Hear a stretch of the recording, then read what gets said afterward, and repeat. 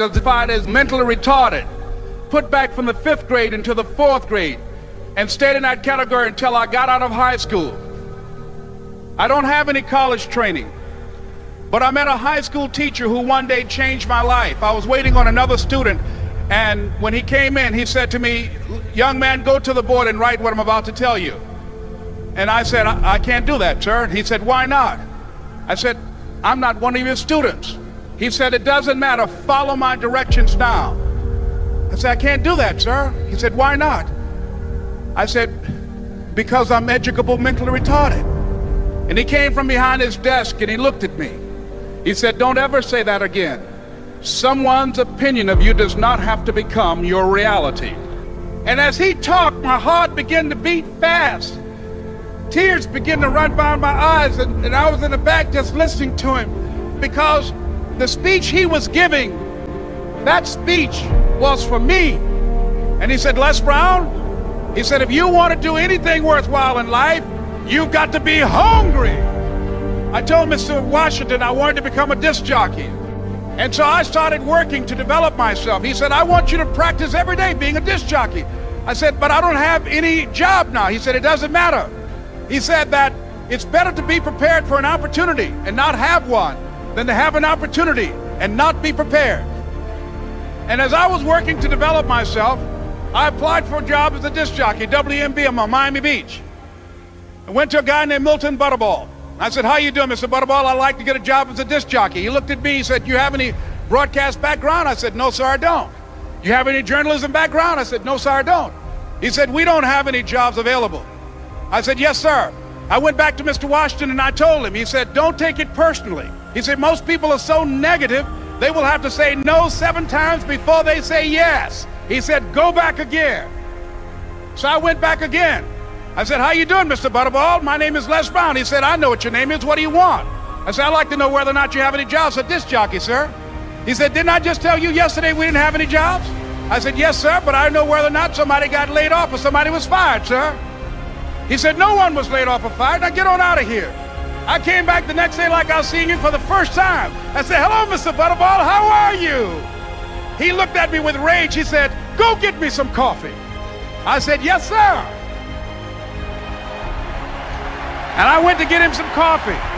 After a while, I would get their lunch and dinner, and I would go in the control rooms and take the disc jockeys their food, and I would not leave until they would ask me to leave.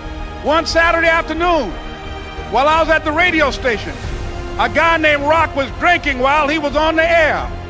I was the only one there, looking at him through the control room windows, walking back and forth, young, ready, and hungry. Pretty soon the phone rang, and it was the general manager. And I answered the phone. I said, "Hello?" He said, "Les, this is Mr. Klein." I said, "I know." He said, "Rock can't finish his program." I said, "I know." He said, "Would you call one of the other DJs in?" I said, "Yes, sir." I hung the phone up. I said, "Now he must think I'm crazy." I called my mom and my girlfriend, Cassandra. I said, "Y'all turn up the radio and come out on the front porch. I'm about to come on the air." I waited for about 20 minutes, and I called him back. I said, "Mr. Klein, I can't find nobody." He said, "Young boy, do you know how to work the controls?" I said, "Yes, sir." He said, "Go in there and don't say nothing here." I said, "Yes, sir." I couldn't wait to get behind those controls. I put on an old Stevie Wonder record called Fingertips.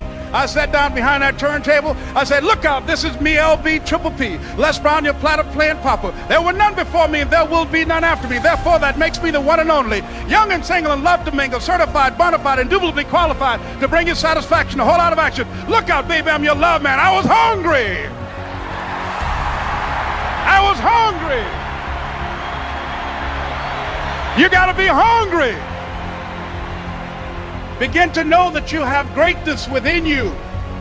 And if just one of you here begin to envision yourselves as being blessed and highly favored to reach your goals, if just one of you capture the essence of what that means, that you have greatness within you and a responsibility to manifest that greatness, that you can make your parents proud, you can make your school proud, you can touch millions of people's lives And the world will never be the same again because you came this way. It was hard, ladies and gentlemen, coming to speak to people. And I was facing financial difficulties in my own life. I was behind on my bills and my dreams, and I'm saying to them, you can live your dream. It was hard, ladies and gentlemen. It was very difficult to pick myself up each day believing that I could do it. There were times that I doubted myself. I used to ask myself, can I do this? And something said within me, you're the one. Don't give up on your dream. By continuing to push forward, by continuing to run toward my dream, that one day I would have my own talk show. It's a long shot, ladies and gentlemen, from Liberty City, an abandoned building on a floor, never knowing my mother or father. It's a long shot. Being here with you today in this dome in Atlanta, it's a long shot. No college training, labeled educable, mentally retarded, but I kept running toward my dream. Don't stop. Don't stop running toward your dream.